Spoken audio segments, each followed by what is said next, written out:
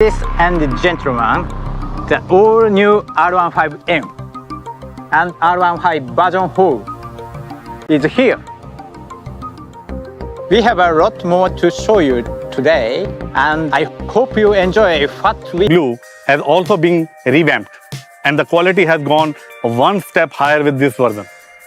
In fact, I love the R15M that Shitara-san has been riding on, and I cannot wait to get my hands on it. This is the higher grade model that comes with special seats, 3D emblem,